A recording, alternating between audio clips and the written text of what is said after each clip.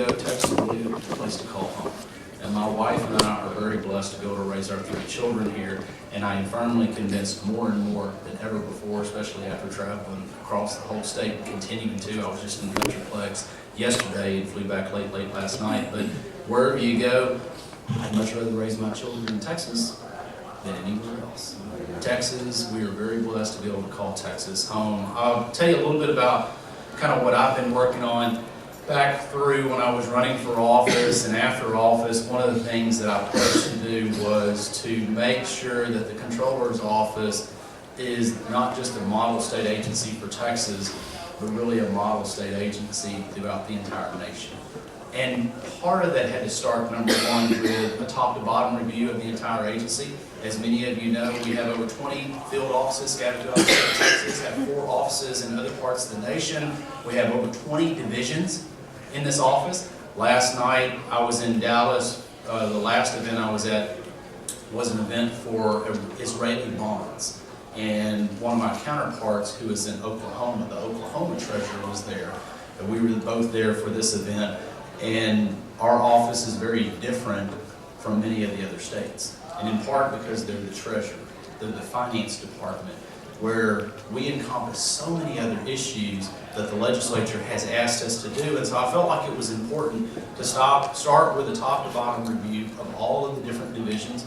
We have started at the high level. We're working, continuing through that. But part of what I have talked about is that regardless of what the legislature asks us to do, we have a core constitutional mission. And that core constitutional mission is, number one, giving a revenue estimate to the legislature as they work through this legislative session. Number 2, we're the finance, the treasury department. And then number 3, we're the tax collector. The other day I went and got my eyes checked. I needed to get a checkup. It'd been a little over a year. And so, you get those forms. And I was sitting there filling out the forms like I always do. They ask you to do a re-up, put down your name and your kids' names again, and has this changed, that changed, do you have this, do you have that? And down at the bottom it had occupation. And I thought, what do I put? And so I put tax collector. So I'm waiting for my optometrist, who has my personal number, to call me and go, you're the tax collector now? Which he knows who I am. But I had made that comment later to a county, actually in Fort Bend County. Mike was in Fort Bend County for a speech that afternoon, and I told everybody in the room, and somebody had stood up and they'd said, Glenn, now that you're the tax collector, I went, oh, it sounds way worse than when you say it than when I say it. But I say that kind of jokingly, but then also the point of the seriousness is that we interface with every single person in the state of Texas. 26.5 million people, and we interface with every individual person. Why? Because everybody, unfortunately, whether you like it or not, we all pay taxes. And we have to make sure that in my office, we have the highest level of customer service. And earlier today, I was meeting with a group of employees of the Comptroller's office, which is in part of a leadership team going on right now, and they're working on a project, and several of them had mentioned, said, Glenn, I know that you have talked about customer service. And that's really part of that top-to-bottom review. When we talk about those 3 core constitutional functions, we have to provide that level of service higher than anybody else.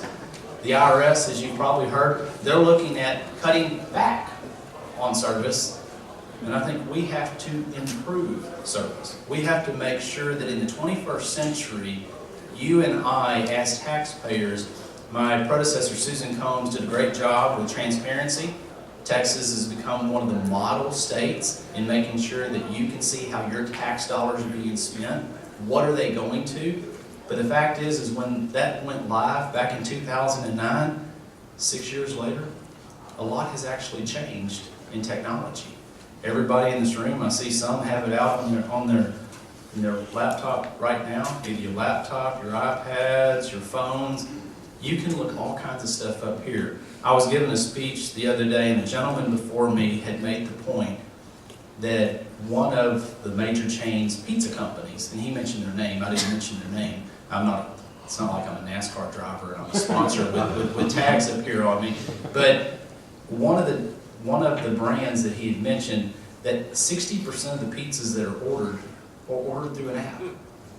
And so my point being is we have to make sure that customer service in the 21st century is easy for you to find, is at your fingertips, and it's not just a mass amount of information, but it's something that you can get and you can readily understand it. Government can't hide behind the fact that it says, we're transparent, here's a whole bunch of stuff, and it's like walking into a library and trying to figure out which page is that one page that you need out of all the books that are on the bookshelf. And so we're trying to move transparency literally into the 21st century in 2015. As we've done the top to bottom review, one of the things that I have identified is 9 state taxes that are outdated. They no longer need to exist. They're archaic. And the fact is by eliminating them, not only does it get rid of 9 taxes off the books, but it helps my office focus on that core customer service that I've mentioned. We've had those bills filed in the House and the Senate. I'm working on making sure both sides of the rotunda work together, and they've all agreed to work on those bills. I think several of them, at least on one side of the rotunda, is being voted out later this week. So I'm happy to make sure that we're trying to streamline the state agency, focus on our core missions. And one other thing that I wanted to mention, and then I'll open it up to questions, is this office touches, as I mentioned, everybody's lives. The first job that I had to do was give the revenue estimate. Now, let me ask this question. I've asked a few people this in some speeches. Is there anybody in this room that can guarantee me with 100% accuracy that you can tell me what is your personal household? And I don't want to know the numbers, none of my business. But you know how much money is going to come into your personal household starting in September of this year, and let's say ending 2 years later? Can anybody give me that forecast of that number? Nobody? Well, I have to do that times 26.5 million people, because we touch every single sector of the state economy. So looking at the revenue estimate for the state of Texas, we look at the breadth of the entire state. A lot of people at the end of last year, especially folks, commentators for newspapers, especially on the far east and the far west coast and a few other places, want to say the Texas miracle is 1.2 million jobs. Sure, Texas entrepreneurs have created 1.2 million jobs since the end of the last recession. The other 49 states put together are still negative. Sure, the fact is, in the last year, January of last year to January of this year, the men and women in Texas had created over 400,000 jobs in Texas. I mean, just since I got sworn into office in January, there's been 19,000 known job announcements in Texas. So a lot of people wanted to say Texas is going back to the 1980s. It's going back into a recession because Texas is no more than an oil state. Oil is important to this state, but it's much more diverse than it used to be. And so Texas is a prosperous state. It's a great place to call home. But in part, it's a great place to call home because of the men and women that live here. And so we are focused on trying to achieve the highest ultimate customer service, because the fact is, who do we work for? Taxpayers. That's who we work for, and that's who we interface with, and that's what people deserve. So with that, I'll stop. Questions, comments? Who's got any kind of questions? I know Gail. Oh, yes, sir. I had heard a few years back, and this is in no way a hit on the oil industry, because it's great, but that we were such a diverse economy now that when the price of oil went up, it actually hurt, because there's more consumers of oil than there are producers, and that is a sign of our diversity. Yeah, it's interesting that last week I made the announcement that February sales tax collection numbers, and you said, why is sales tax important?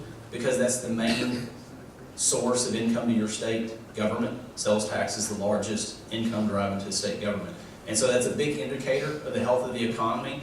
Obviously, margins tax is a portion, oil and gas severance taxes is a portion, a few other variety of taxes, motor vehicle fuels tax is a portion, but sales is the biggest portion. Last week I had announced that February numbers, which were really January collections, were 11.7% increase than the January before.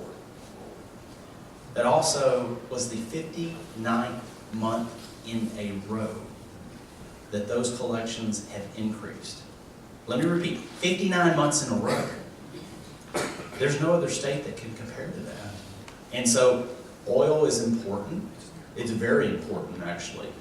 Actually, in our biennial revenue estimate, because oil prices have decreased from close to $100 and less to $50, 40 some odd dollars, depending on the day, that it's quite a bit of dollars that have been cut out of the revenue estimate. I also mentioned when I gave my inauguration speech that for prices going from closer to 100 to closer to 50, for the average person in Texas, that's an $800 increase to their annual bottom line. I mentioned there was a 2% increase to their paycheck. Actually, it's 2.6% in Texas. And part of what you're seeing is people, some are saving some of those dollars, some are spending them in other places. And so from an economic perspective, a significant decrease in oil is an immediate impact to the state treasury, but it also has a lagging impact with consumers and durable items that they're going to purchase, and there's increases in other places. And it gives businesses, different businesses are going to benefit where others have a detriment. But overall, there's a real, I would say there's a real sweet spot, at least if you could have somewhere between $60 and $70 oil, that's good and healthy for Texas, and it's good and healthy for consumers overall. Other questions, comments? Chairman Hunter? I have a bunch of questions for you. You always do. All right, well, it's very good to see you. May God bless you and God bless the great state of Texas, and thank you very much.